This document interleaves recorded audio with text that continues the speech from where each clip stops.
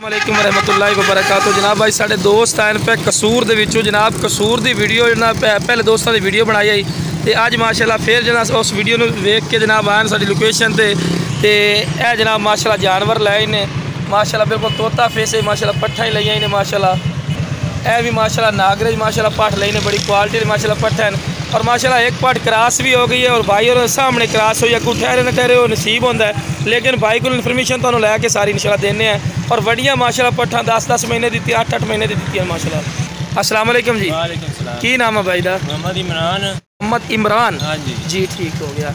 अच्छा जनाब अपने को जानवर माशाल्लाह लैके जा रहे हो अज बहुत दा दिन है मंडी भी तुसी फिरी है तो असी आप लैके गए हैं ते मोहम्मद असलम साहब तो मंडी फिरा के आए हैं मेरे नाल गए सी ते हकीकती गल करनी है भाई कोई गलत बयान नहीं करनी कि मंडी का रेट मुनासिब है कि साडा रेट मुनासिब है? थोड़ा रेट बहुत मुनासिब है मंडी का रेट यो 22,000 24,000 दे रहे हैं पट्ठ ते असी तुहानू की रेट दित्ती ने? मैनू 15,000 च दित्ती पट्ठ ते और तुहाडे सामने बकरा छड्डा पाठी एक क्रॉस होई है कि नहीं होई?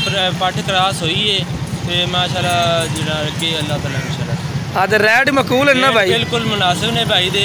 हाँ जी तो लोकेशन जी दी है वही लोकेशन है कोई गलत नहीं? लोकेशन यो ही है 200 पंप के बिल्कुल सामने आ सामने जो UBL बैंक भी है। साडा इखलाक तुहानू कैसा लगा? बहुत प्यारा पानी पिलाया खाने का पूछा भाई ने माशाल्लाह मैंने बहुत अच्छा लगा। और मंडी का विजिट कराया हकीकती गल है मंडी विजिट करा के आए 3-4 घंटे उत्थे ला के आए कोई चीज़ नहीं पसंद आई इन्हां को ला के फिर लई असीं इदा ही है ना सर जी और खूबसूरत जानवर और मंडी नाल 5 to 7 हज़ार का डिफरेंट भी है। हाँ जी बिल्कुल इदा ही है ना सर?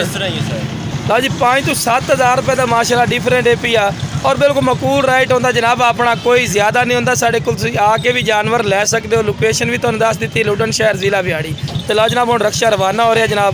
ओके जनाब अल्लाह हाफिज़। ओके जनाब मेहरबानी। लो जनाब इतों बिहाड़ी जावणगे तो बिहाड़ी चो ही अगे जाके जनाब इन्होंने कसूर की गड्डी फड़नी क्योंकि रात को कसूर टाइम तो निकलता दिन नहीं निकलता। ओके जनाब अस्सलाम वालेकुम सारे भाई।